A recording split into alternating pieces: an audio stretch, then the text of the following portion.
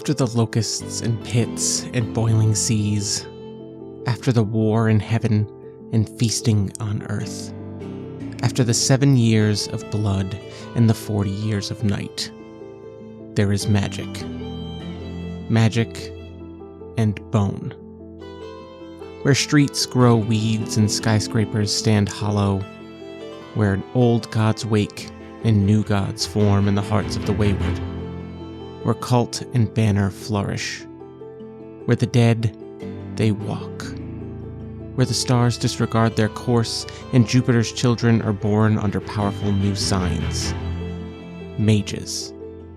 Mages like you, who've touched God's face and shaken hands with the devil, held the moon in their palm and squeezed stars in their aching fists, who blister, who bleed, who search rubble for water and hell for revenge, who wrestle angels and smash idols, heal minds and tame demons, who die for their families but fight for themselves, who are cursed with power and blessed to suffer it until the end, until black turn the sun's beams and the archons mourn, until the last child cries and the falcon cannot find the falconer, until we find homes on this new howling earth and can once again blow on hope's dim coals. Then, until then.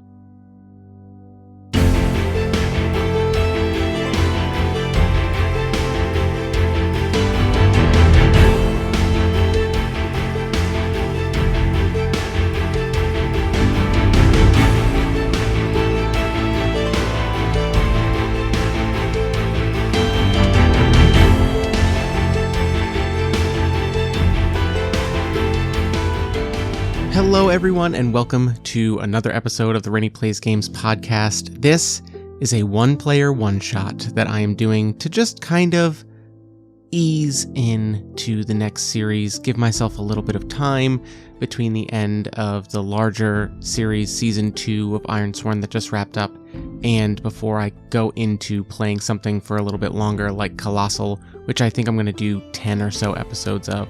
So that'll probably honestly take me almost to the end of the year. I want to do a couple more games, obviously, so this is one that I've had on my to playlist for a while. This is Two Hand Path by Mikey Ham. Now, you probably know Mikey Ham as the designer of Slug Blaster, an incredible game of quantum kickflipping. Kickflip over a quantum centipede. It is a Forged in the Dark, incredible game, and it has been covered on Quinn's Quest. If you haven't watched that, go watch it. Mikey has given a lot of great interviews about his design philosophies, but this is a solo game that he made a little while ago. I want to say last year it kickstarted, and it is so cool. It is modern in its setting. It's like a post-apocalypse in a modern setting where magic has become real, and you play one of these mages who must go about into the world. The dungeons are modern. You're going to see very soon. You're a mage searching the cursed ruins of a post-fall city, the ghoul-infested strip malls and subway tunnels left after a supernatural war. The mechanics use Yahtzee kind of styles with all of the polyhedral dice. So there are multiple ways to engage those mechanics, such as total. Basically, you need to roll dice and add up to exactly that number, or total plus, which is at least that number. Then there are sets, which is like a pair or three of a kind or four of a kind. Then there are rows, which are sequential results, right? Those are your straights. And then you have a braid, which is a really cool one, which is when you have a group of results where the smallest size die, so like your D4 or your D6, has a higher result than the other dice. So that's probably the hardest to get, so we're going to see how that works out. But this game looks so cool. Oh, and also, the character sheet is just a piece of paper with two hands drawn and outlines on it. And over the course of exploring this post-fall city and delving these dungeons, we are going to draw on these hands. And we are going to add things like letters on our knuckles and tattoos and scars and bracelets and rings. And these are going to be things that help us do more cool magic. What a fun, cool concept. I can't wait to play this game. Let's read a little bit more on the rules, and then we're just going to jump right in. I don't think your character in this game needs to have a name. You are just a mage with some hands that are going to get drawn all over and adorned with blessings and things like that. So it just says here, you explore each dungeon, clearing rooms to find as much treasure and complete as many tasks as you can before you die or leave. You can leave a dungeon anytime between turns, but once you do, you can't go back. So be wise, be brave, and above all, be lucky. That's awesome. So to clear a room, we're going to have to battle whatever is in there. That's going to vary based on whatever dungeons we go into, and battles always happen in the same 5 steps. So we're going to roll all 5 dice, a d4, a d6, a d8, a d10, and a d12 to fill our hands with arcane power. We can then, one time, re-roll as many of those dice as we want to shape that power. Then we have to sort those results into spells, and then we can use those to overcome targets or obstacles or what have you. Then any surviving foes attack, we reduce our hit points, reduce our time by 1, then start a new turn. Rooms are going to have certain things. Pretty much you have to beat them, but there are sometimes alternative targets or optional targets that don't need to be cleared, but if we can, it's going to benefit us. You heard HP and time earlier, so when you enter a dungeon, you enter with 16 hit points and 16 time, tracked with tick boxes on each dungeon's page. So if we're reduced to either 0 HP or 0 time, we don't have to leave, we surge. While surging, you also roll a d20 along with the other 5 dice. We become immune to all damage, but vulnerable to our own arcane power. If we roll a 5 when we first throw all those dice at the beginning of each battle phase, that die is immediately banished and we cannot use it for the rest of this surge. If you roll multiple 5s, you do 1 at a time. Then if you roll another 5 on a subsequent draw 4th phase, you die, torn apart by supernatural forces. We can leave the dungeon to end a surge. So you pretty much get 1 5 to banish a die, and then if you roll another 5, you die. Alright, and then once you've seen every dungeon or died, tally your final score and write it on your character sheet and take a picture, which I will do if we manage to get through all of these dungeons in this one shot. We'll see. I think there's 4 or 5 in the book. I doubt we'll get through all of them, but we will try. And you know what? Without further ado, let's just begin exploring this post-fall city. We're going to do the very first of these dungeons, these locations in the book, and that is the supermarket. I've not gone over all the rules, but we're going to learn them together as we go. If I end up getting a blessing or an item or something like that, we'll go over what that means for us when we unlock it, and I have to draw it on my hands. The first dungeon is the supermarket. It says, in the ruins of a district not far from yours is a store scavengers don't enter, a place where the dead hunger for flesh and the living drink from Pluto's well. Alright, there are 4 checkboxes. I think these look like goals. Oh, these are the tasks that we need to do. It's not just within the room. So the 4 tasks of the supermarket are find crucial medications in the pharmacy, stop a friend from mutating, pay respects in the office, and clear the entire dungeon. Alright, so we have hit points here, and it looks like when we get close to the bottom, oh boy, there's a scar that we might be putting on our hands. And then on the time track, there are 2 Roman numerals, so 1 and 2, which basically trigger new events ongoing from there on out. So that's interesting.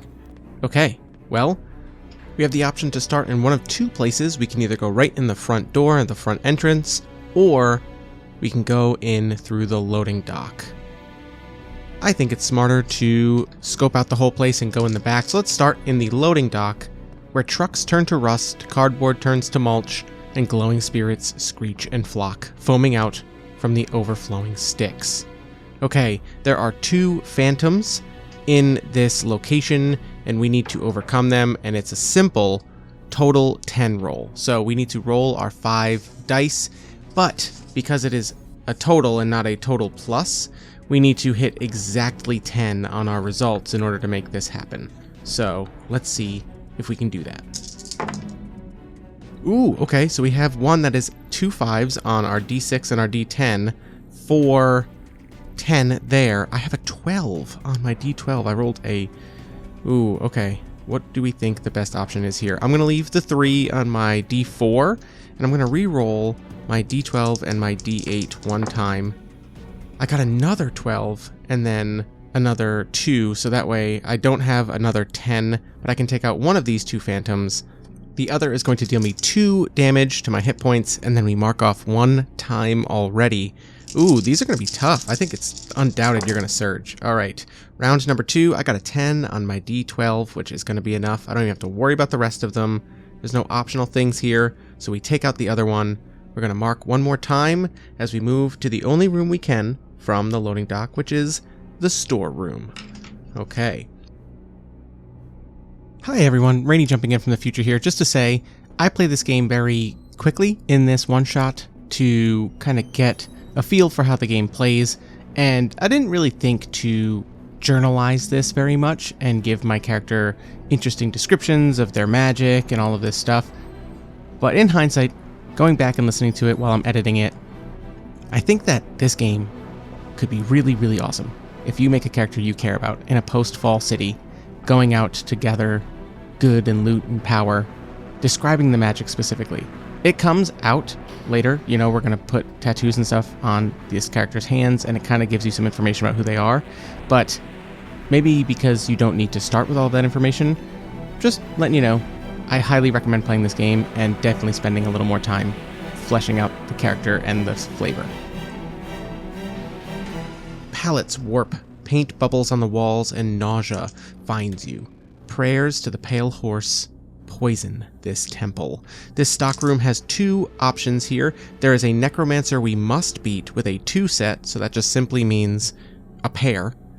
And then there's an optional thing we can do with an altar, which is a 3 row, which is 3 in a row for a straight. All right, here goes. Well, we got 1, 2, 3. Oh my goodness, a 1 on the D6, 2 on the D4, and 3 on our D8 is a 3 row, so our optional is achieved. And it says here, radiation leak is fixed if you destroy the altar before killing the necromancer. We haven't even hit the radiation leak, but we can fix it before it even happens in our time thing. That's awesome. All right, let's see if I can get a 2 set. Rerolling once. No, I cannot. So I'm going to take 3 damage, but I think it was worth it to destroy that altar so we don't have to deal with that radiation leak. So we have already taken, oh gosh, 5 damage, and we are 3 out of, 16 on time. So my gosh, we got to get going. All right, do we get any? We got a 2 set. A 1 on our D8 and our D4 is able to take out the necromancer, and we have avoided the radiation leak, which would have occurred right now if we had not done it first. And it says here, if we had gotten the radiation leak, -1 HP at the end of every turn. Oof. Okay, well, we are 25% of the way through our time already, and we've taken 5 out of 16 hit points, so we're down to 11. We can go to the back room from the stock room, and the back room is a mystery room. This is a new thing, so there's just a question mark on the map which says mystery room, roll on the table to clear. So there are tables that I gotta roll on. Let's see here. Mystery rooms. You roll 1.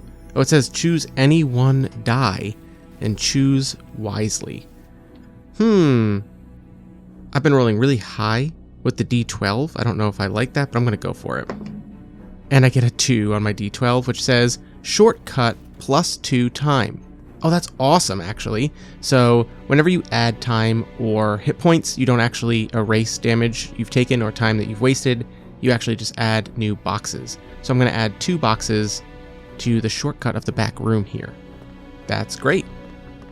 Now this back room also has a passage to another section of the dungeon. I can, from this back room, go to the dairy aisle if I wanted to. However, there's 2 more rooms in this back section of the supermarket that I think I'm going to go to first.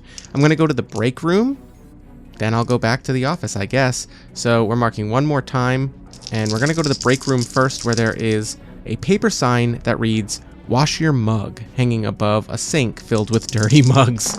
Oh, that's great. We need a 2 set in order to defeat a fluorescent corpse, which I immediately get out of a 1 on my D10 and a 1 on my D4 to take out the fluorescent corpse and get an item, which is a key.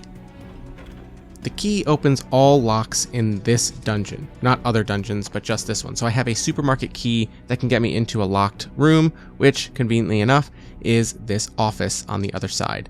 So we're marking off one more time and heading into the office where a family bunkered until the food ran out or the ghouls ran in.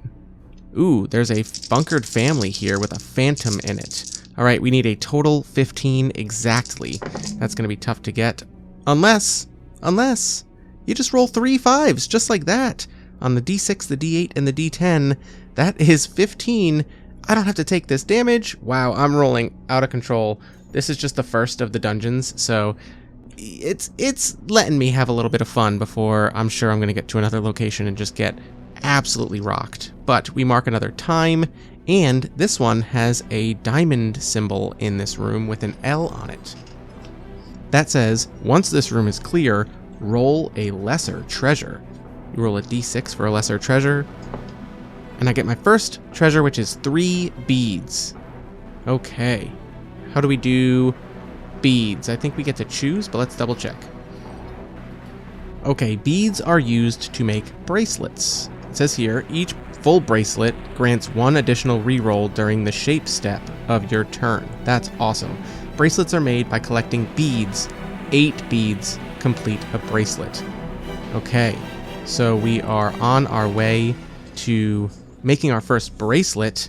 So I'm just gonna write down 3 out of 8, because what you're supposed to do with bracelets is make those beads turn into like a word. So I'm just gonna come up with that word later, so I don't have to limit myself on figuring out what letters I can have access to, etc. All right, very cool. That is the office. Now we go back to the back room and are going to go to the dairy aisle, but gotta mark another time. So we have marked 8 segments of time out of our 16, but now it's technically 18 time track here because we got free ones from the shortcut. Let's go to the dairy, which is also a mystery room. So we have to roll on mystery rooms. I rolled a D12 last time. Let's roll a D10 this time. Got a 3 instead of a 2. This says falling wires, collapsing ceiling, or other hazard, -1 HP. Ouch. All right, so I open the dairy door, and you know what? It's one of those fluorescent lights, and as soon as I open the door, it was hinging on it, and it just swings down and hits me right in the face, taking another harm.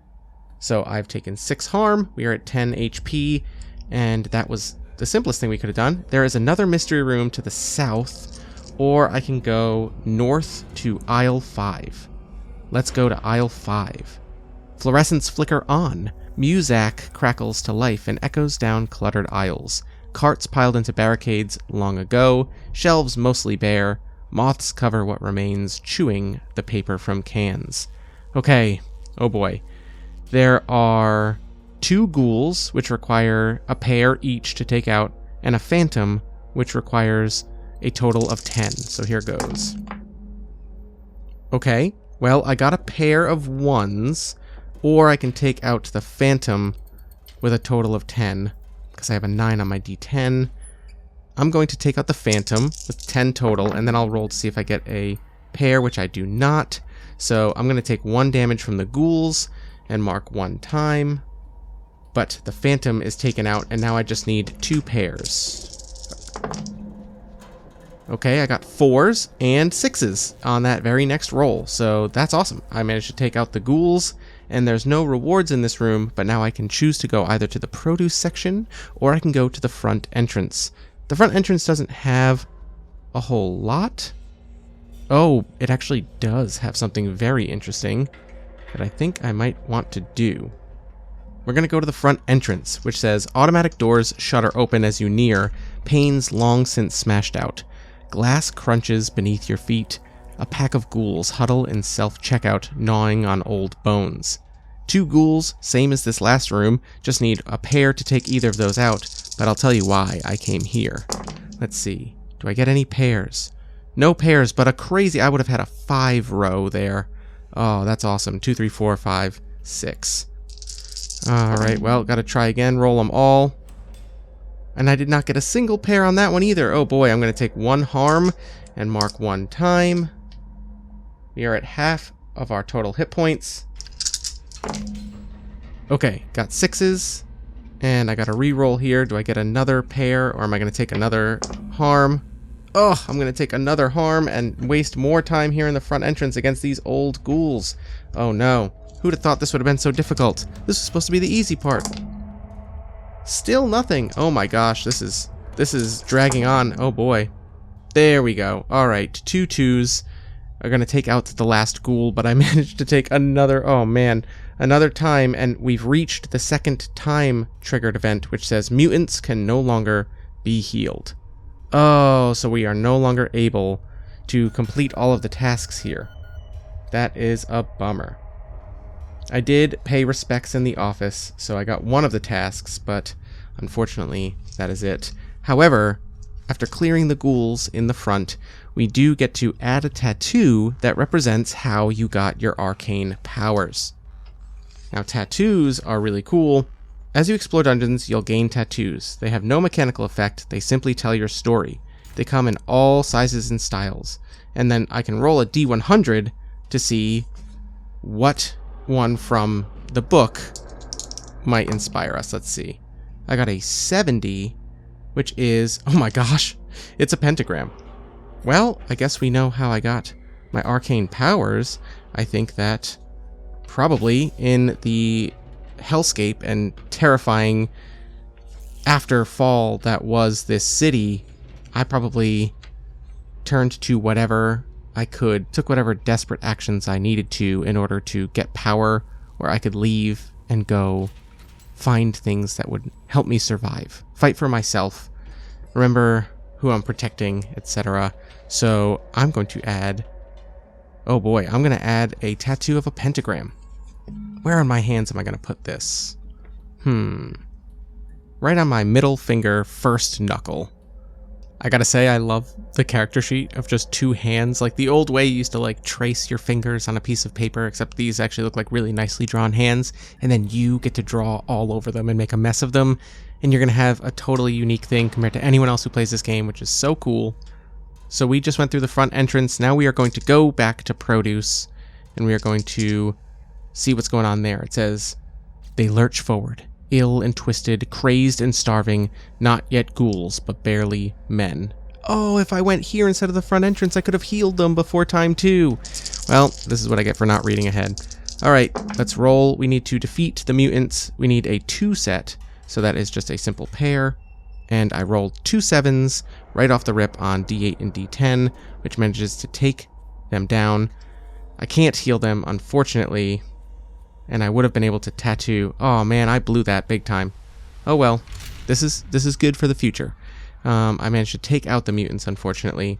I do have the key, so I can go to the pharmacy, and then I'm going to need to clear the whole dungeon, so there's a couple of rooms after this. Let's go to the pharmacy with our key, and it says, he sleeps with open eyes, dreams of rot, and grips a radioactive axe responsible for 100 deaths. This is the Mutant King. Ooh, okay. So, the Mutant King, he needs a 2 set, a 2 set, and a 15 plus to defeat. That's a lot. And then, optionally, we can take his axe, or maybe we disarm his axe with a total of 10.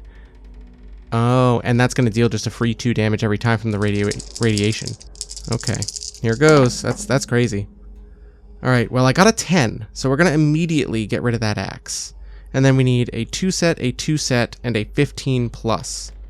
Okay, well, I got a 12 on my D12. Again, this is officially my favorite D12. It's like radioactive green. It works really well for this game. And then I got a 3 on my D4, so that's a 15. So I already have 2 of these 4 things done. Let's see if I can get a set. I don't get a set, but I managed to take out the axe, so I'm not taking 2 damage, and the 15 plus. I take 2 more damage here and mark 1 time. Oh boy, we are rapidly approaching surge time over here. We are 4 away from surging. All right, round number 2. I just need pairs here. 2 sets of pairs. Let's see if I can get them. No, not on that roll. Uh-oh. And not on that roll either. I'm going to take another 2 damage. I'm 1 harm away from taking a scar. Oh boy.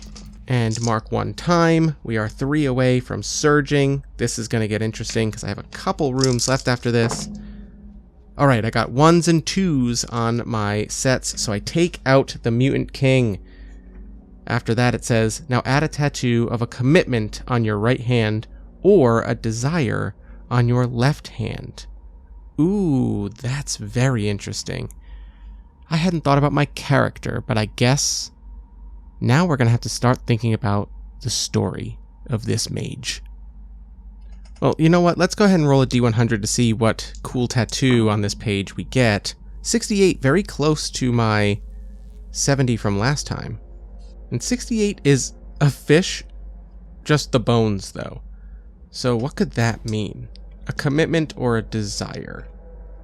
Maybe I have a cat? That's my commitment. I have a pet that I must keep alive.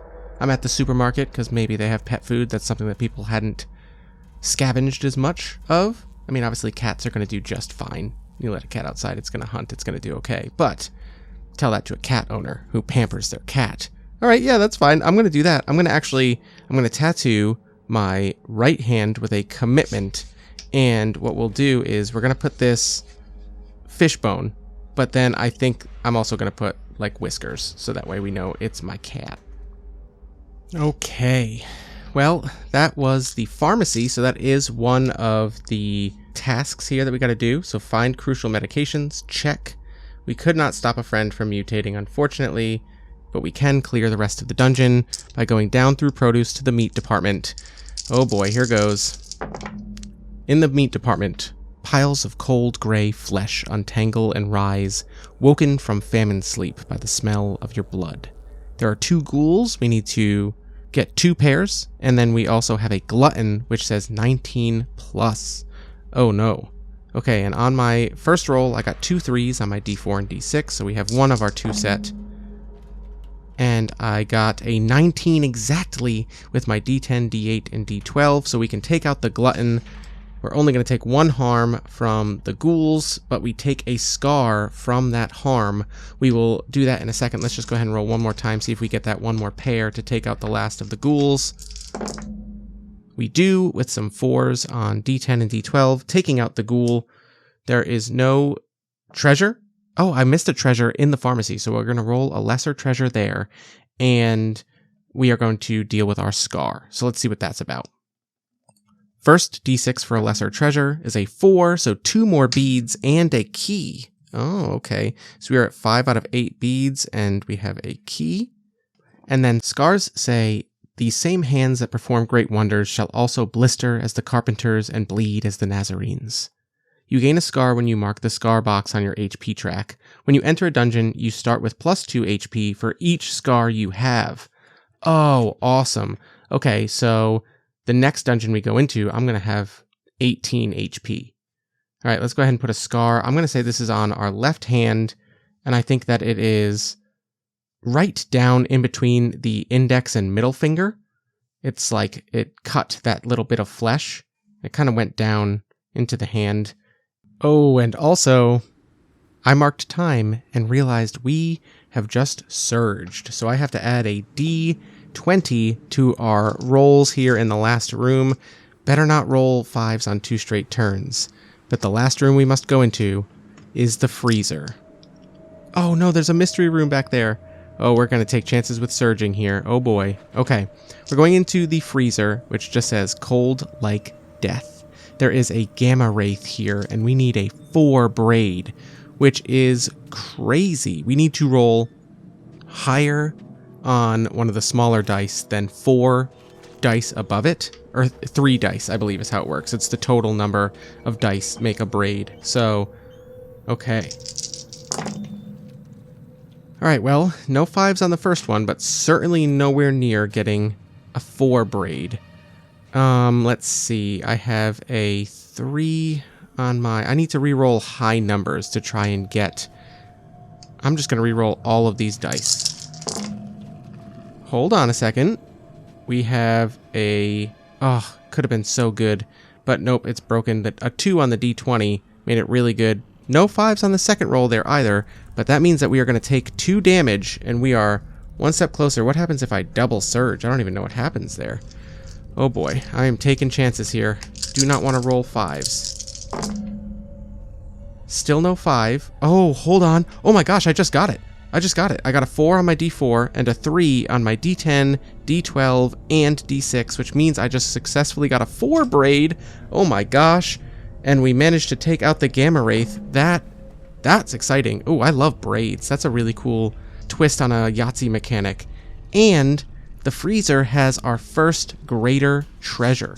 So we are going to roll to see what our greater treasure is. We roll 2d12 and take one of the 2. All right, here goes. First one is a 9, and the second one is a 4. So we can either have Callista's Aura, spend a die, results to reroll another, or 9, Ring of the Seraph, or Ring of Locusts. Let's see what rings and auras do. Rings are arcane conduits, attuned to specific ley lines, domains, and entities. Each ring has a number associated with it. Before you unleash, you can substitute a die for that number. For example, the Ring of Locusts, which is one of our options, could turn the 3 you rolled on your D4 into a 5 you need for your 3 set. Oh, you can just replace any die result with a number. So we have 5 or 6 as options. That's pretty good. You can't use rings in place of the smallest die of a braid, but you can use them for other results. Oh, so I can't turn my D4 into a big roll to make a braid work. That makes sense. For auras, it says, but rings and bracelets were not the only arcana left from the war. Amulets, talismans, canvas jackets scrawled with scripture, all have power, and that power displays as auras. Auras grant unique effects. Some let you spend results to do things. Some spent results can't be used to cast spells that turn. Oh, so the aura option would allow us to spend a die result to reroll another. I think I'm going to go with the Ring of the Seraph, which is 6. And I think that makes a lot of fun sense, where I found this Ring of an Angel, despite having made a deal with a devil or something similar to get my power in the first place, as evidenced by my pentagram tattoo. I'm going to wear the Ring of the Seraph on my other hand, so that way it's not on the same hand as my tattoo. Alright, and technically we do have one more mystery room to clear the entire dungeon. I don't have to mark time anymore, and I have 1 hit point remaining before a second surge, and I only have to roll once on this mystery room unless I get something crazy. I'm going to roll the d20 because I'm surging, so we're going to roll the d20 on this mystery room, and hopefully we don't get anything where I'm going to have to roll a bunch of dice. I got an 11, which is maybe the worst thing I could have rolled. A hulking foe born of the 13th harvest. We need a total of 25 plus.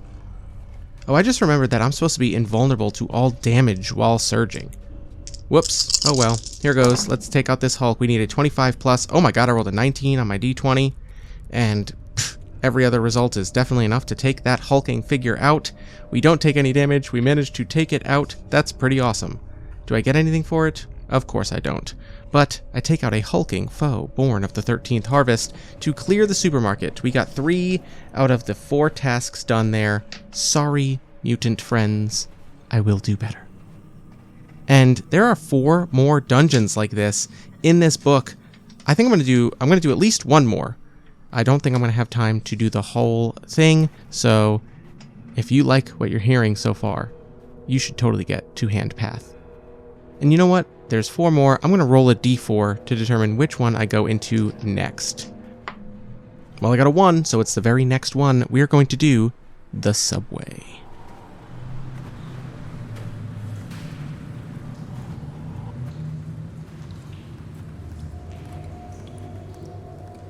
Smoke and vaporized mercury run up from the grates of these old train tunnels, the epicenter of a recent rash of abductions by a cult of marauders.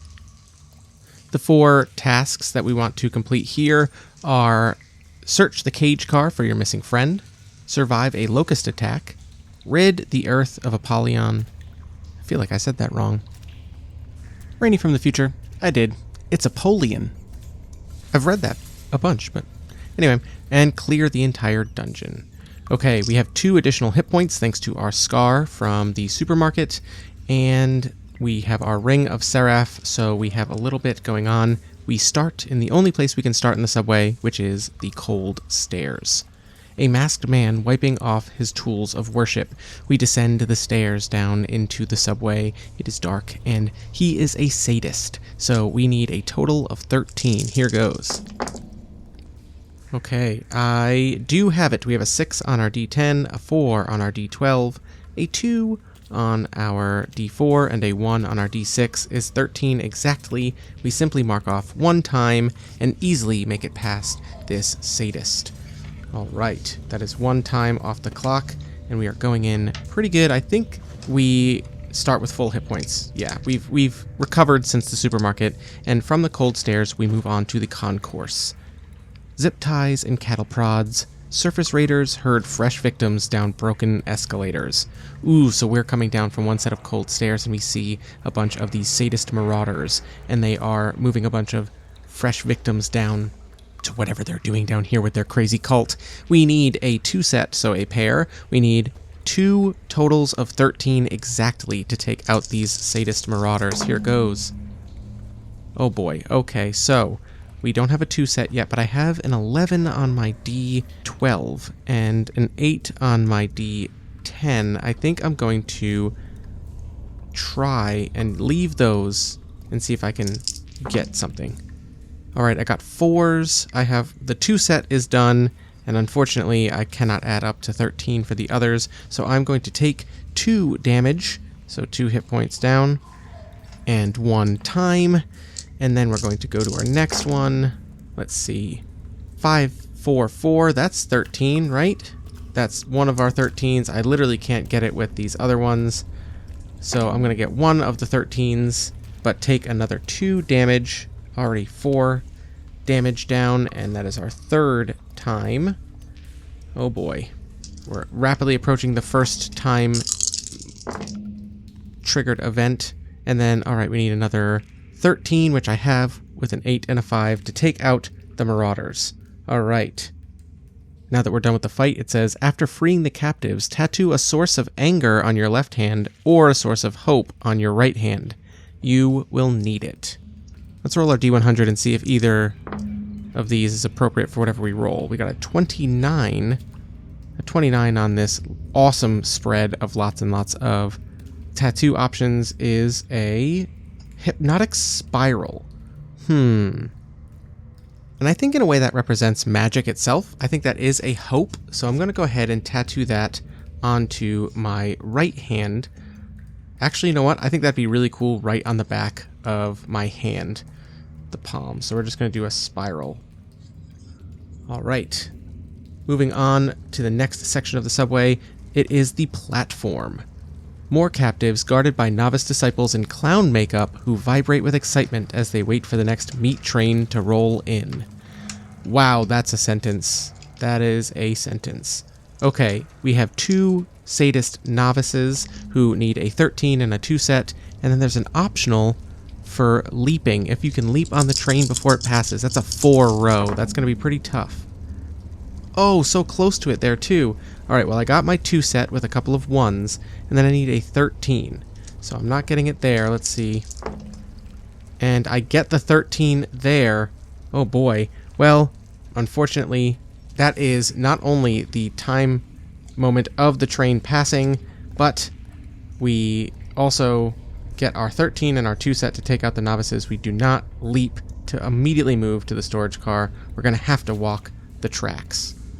Cool option, though. That's really cool that, like, you have to get here in a certain amount of time to try to leap, and then you have to roll to get on the train. That's a really cool design for this adventure. But we managed to defeat the novices on the platform within a single turn, and we have filled 5 time segments and lost 4 hit points as we make our way down the tracks.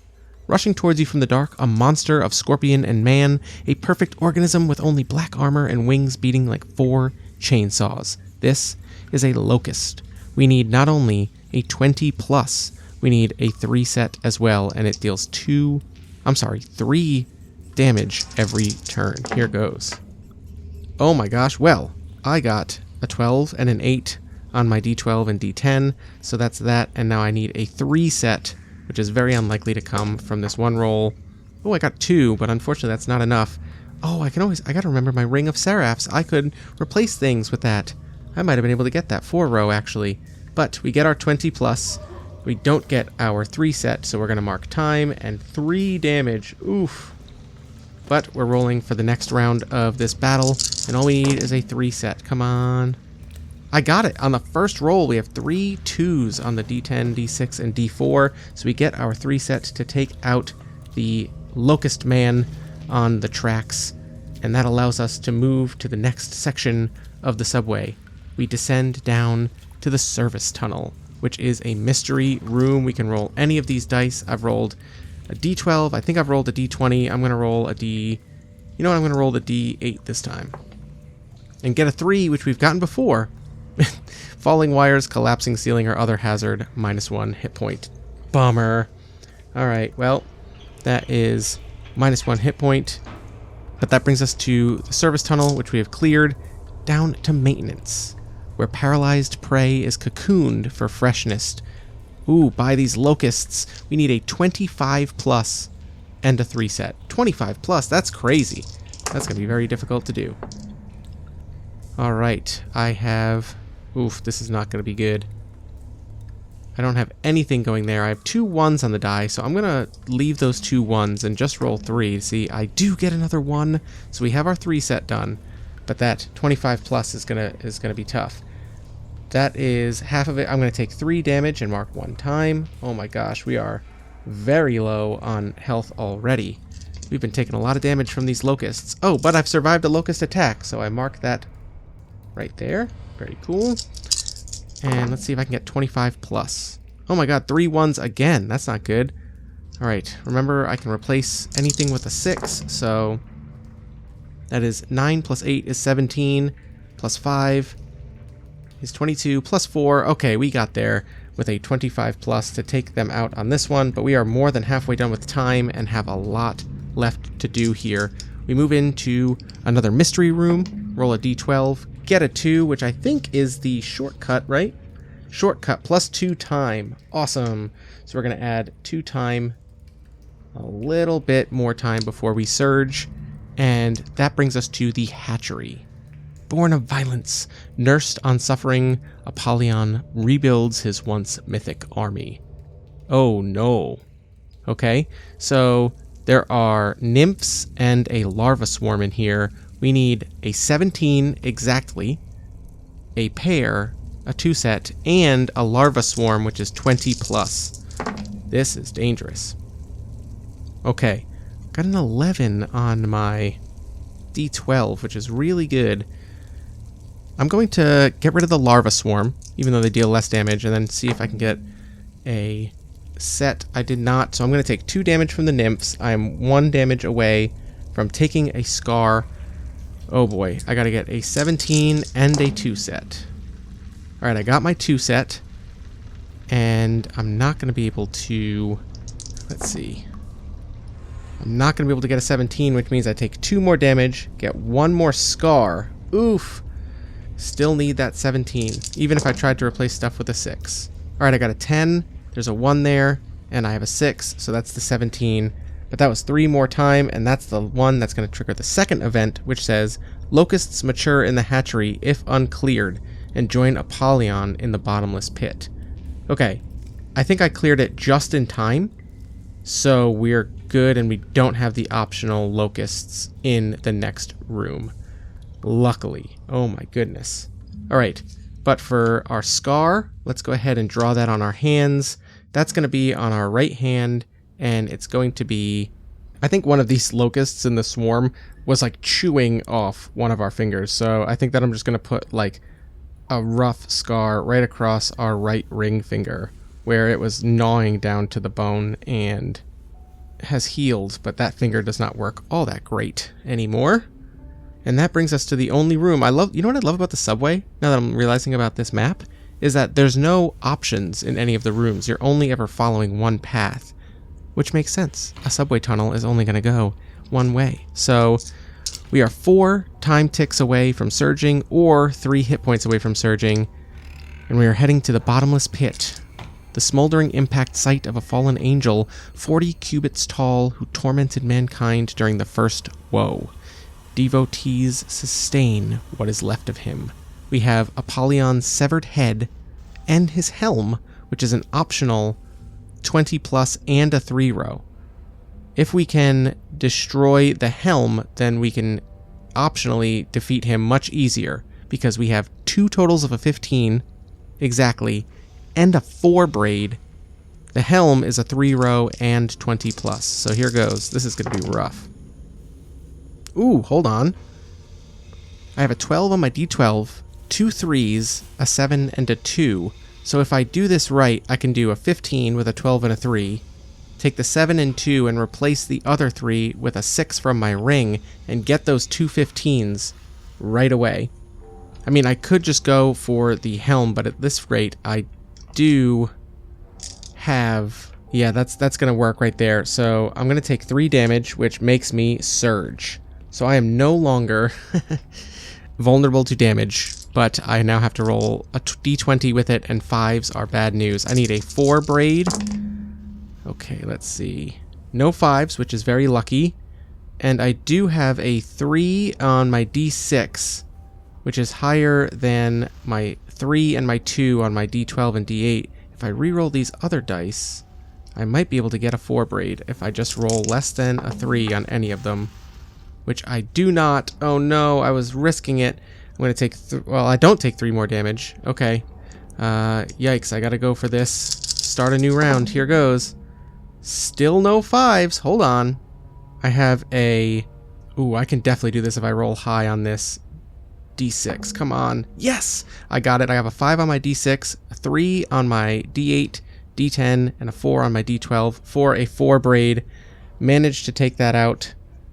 1 away from surging on time, but I don't think that matters. We have rid the Earth of Apollyon, so we have completed another task. We are surging, and there are 1, 2, 3, 4, 5 rooms left. I don't know if I'm going to be able to survive that. I'm going to go until I roll a 5. Once I roll 1 5, I'm probably not taking the chances, but I get a greater treasure. So remember, with a greater treasure, we roll 2d12 and choose which one we want. A 6, which says Ring of Matthias, that's a 12, or Ring of Companions, which is an 11, that's really good, or a 5, which says Ganymede's Aura, wavy, surges banish 7s instead of 5s. Ooh, I like that. We're going to take Ganymede's Aura. Alright, let me draw that on my hands. That's definitely going to give me a little more breathing room, maybe, with surging, so let's see. We now head to the offering room. There's one more weak man, who can only win when his opponent is tied to a chair. This is the sadist high priest. Alright, we just need a 6 exactly. Did not roll a 7. Do have a 6 exactly, so we take him out easily and get a lesser treasure, which is a d6 roll. That's a 3, which gives us 2 more beads. We are at 7 out of 8 beads. Oh, we're so close to getting our first bracelet. Oh man, I want that bracelet.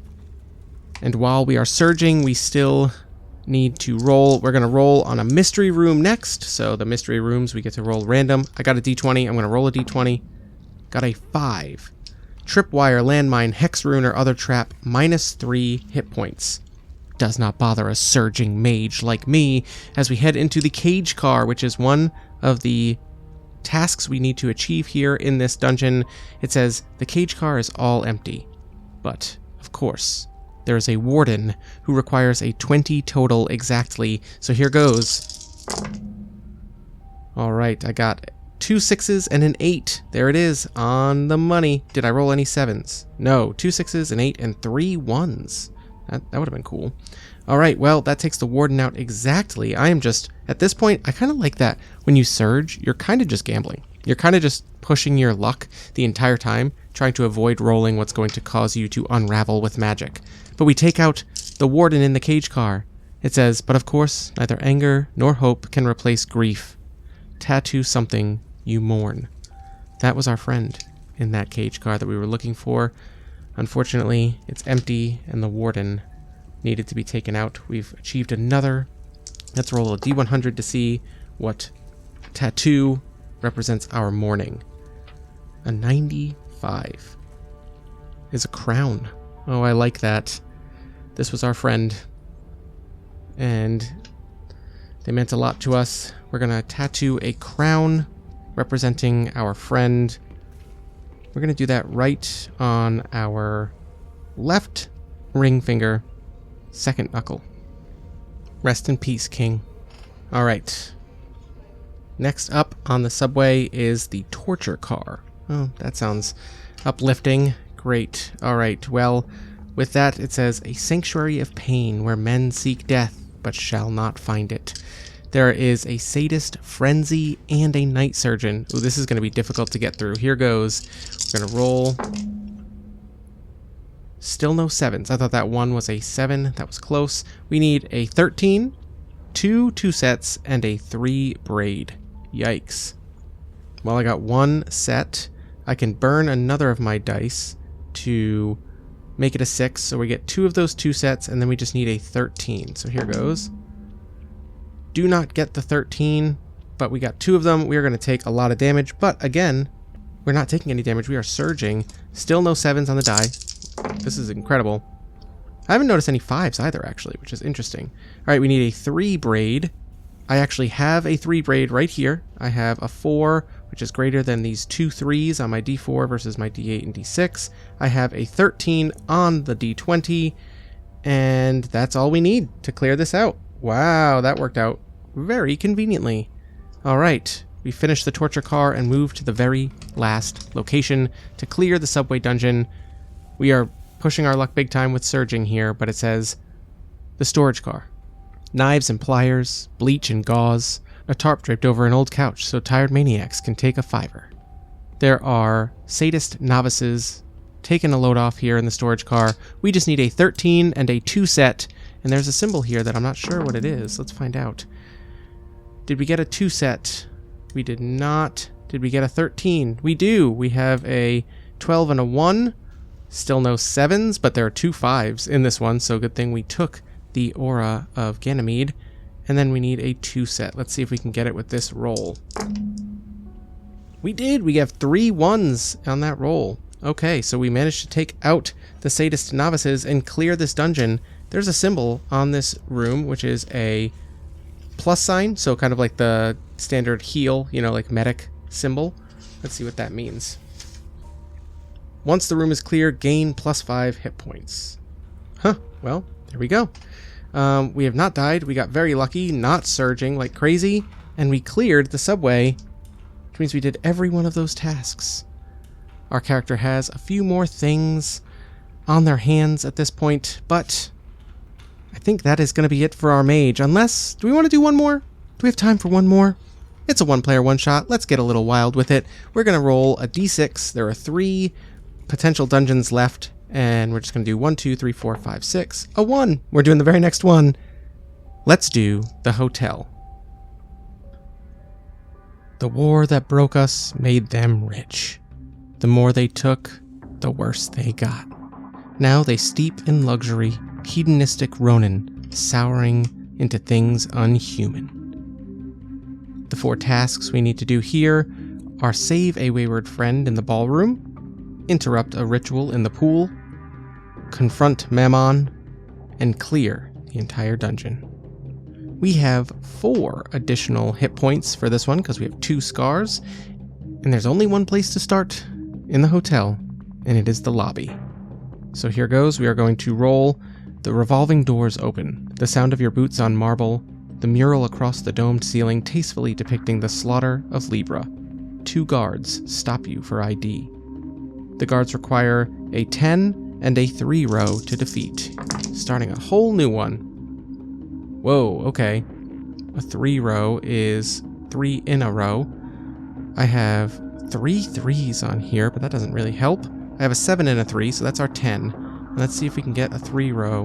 We have 2, 3. Can I get a 4? No, I cannot. Okay, so we're going to take 1 damage and mark 1 time because we can't take these guards out in one shot. Couldn't be easy, could you, guards? A 3 row. Here goes. Oh gosh, not looking good. We got a lot of 1s. We got a 3. We're going to save the 1 on our D10, so we roll our D4 and our D6, hoping for a 2 here. We got it. We got our 3 row, taking out the guards, which allows us to add a tattoo of our greatest teacher to our hands. Let's go ahead and roll a D100 to see what that is. I got a 61, which is a peace sign. Oh, that's so funny. I have a pentagram on one hand, and I'm going to put a peace sign on the other in the exact same spot. My greatest teacher, mercy. Sometimes all you got to do is show people a little bit of mercy. Not here, though. Not in the wastelands. These people don't get mercy. All right, that clears up that room. We have marked 2 time. Our first time-based thing is going to happen pretty soon, so let's see if we can cut that off before it gets too bad. We can go from the lobby to either the elevator, the ballroom, or the mezzanine. Well, I'm going to read ahead a little bit to make sure I'm making informed decisions here. I'm going to go to the elevator because in 2 time ticks, that is going to no longer be available. So let's do the elevator. Bossa Nova plays, a bell dings. Polished silver doors open to reveal the world's largest bouncer, a Nephilim. We need a 25 plus and a 3 set. Oh gosh. Well, hold on a second. I got 2 10s on my D12 and D10, and an 8 on my D8. Well, I don't think I'm going to get my 3 set, so let's go ahead and just knock off that 25 plus, and then we're going to take our 2 damage and mark 1 time. This elevator's about to become unusable unless I can get my 3 set right now. There it is, 3 4s and 2 6s, full house, Yahtzee rules, let's go. All right, that's a 3 set. We clear that and take the elevator just as it breaks, which takes us out to the hall upstairs. All right, we took it all the way up to the top because looking at the other rooms that are up here, it must be crazy. We take the elevator all the way up to the top floors before it breaks, and we are in a mystery room. We're gonna roll a D12 for the mystery room and get an 11, which I think we got before and is a very bad roll. Yes, it is. A hulking foe born of the 13th harvest. We need a 25 plus. Yikes. Okay. Well, let's see. I got 6, 6, 5. That's 17. If I replace my 1 on my D10 with a 6 from my Ring of the Seraph, that brings us to 23, 27. With everything, we take them out. They're in the hall, but that costs us 1 more time, which is going to be 5 out of 16 time has gone by. We have 2 options. We can go to the aquarium, or we can go to the VIP lounge.